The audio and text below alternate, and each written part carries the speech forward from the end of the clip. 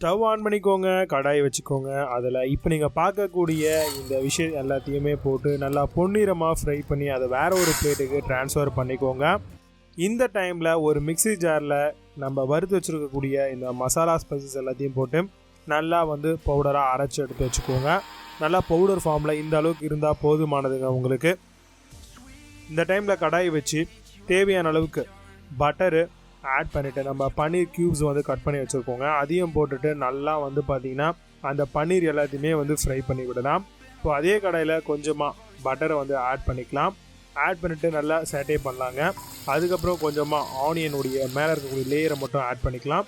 அதே மாதிரி குடமிளகா இருக்கு இல்லையா, கேப்சிகம், அதையோடைய லேயர்ஸ் அதை மட்டும் எடுத்து போட்டு நல்லா வந்து கொஞ்சம் டீப் ஃப்ரை பண்ணிவிட்டு கண்ணாடி பதத்துக்கு வந்து எடுத்து வச்சுக்கலாம். திரும்ப அதே பேனில் கொஞ்சமாக ஆயிலை சேர்த்துட்டு ஒரு துளி பட்டர் அதையும் வந்து ஆட் பண்ணிக்கலாம். இப்போது பூண்டு, இஞ்சி இது ரெண்டுத்தையுமே வந்து சாப் பண்ணிக்கலாங்க. அதை ஆட் பண்ணிவிட்டு வெங்காயம் ஆல்ரெடி நீட்டு வாக்கில் கட் பண்ணியிருக்கோம் அதையும் வந்து ஆட் பண்ணிவிட்டு தக்காளி வந்து பார்த்திங்க அப்படின்னா நம்ம வெங்காயத்தை விட ஒன்று அதிகமாக போடுறது ரொம்பவே நல்லா இருக்குங்க. இதுக்கப்புறம் தேவையான அளவுக்கு சால்ட்டை போட்டுட்டு நல்லா வந்து சேட்டே பண்ணி விடுங்க. நல்லா சேட்டே பண்ணிட்டீங்க அப்படின்னா உங்களுக்கு நல்லா வந்து பார்த்திங்கன்னா வெந்து வரும். இதை ஆற வச்சுட்டு வேறு ஒரு மிக்ஸி ஜாருக்கு ட்ரான்ஸ்ஃபர் பண்ணிவிட்டு நல்லா அரைச்சி பேஸ்ட்டாக வந்து எடுத்து வச்சுக்கோங்க.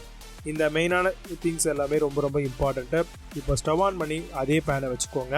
அதில் கொஞ்சமாக ஆயில் சேர்த்துட்டு அதில் பட்டர் உங்களுடைய தேவைக்கு ஏற்ற மாதிரி நீங்கள் ஆட் பண்ணி எல்லாமே மெல்ட் ஆனதுக்கப்புறம் நம்ம அரைச்சி வச்சுருக்கக்கூடிய பேஸ்ட்டை வந்து ஊற்றிக்கலாங்க. நல்லா வந்து பார்த்திங்கன்னா உங்களுக்கு கொதி வரட்டும்.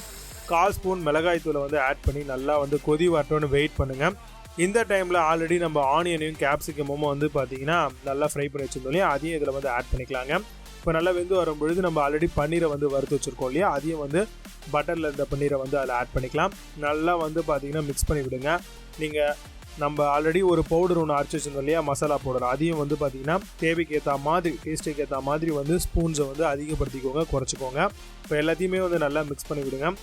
தின்னாக வேணும் அப்படின்னா நீங்கள் தண்ணியாக எடுத்துக்கோங்க, திக்காக வேணாலும் எடுத்துக்கோங்க. கசூரி மேத்தி வந்து க்ரஷ் பண்ணி போட்டாலும் சரி, பவுடர் பண்ணி போட்டாலும் சரி. இப்போ நம்ம சாப்பிடக்கூடிய மெயின் டிஷ்ஷுக்கு வந்து இந்த அளவுக்கு கிரேவி இருந்தால் போதுன்ற மாதிரி எடுத்துருக்கோம். இப்போ ஸ்டவ் ஆஃப் பண்ணி கொஞ்ச நேரம் கழித்து நம்ம சர்வ் பண்ணலாம்.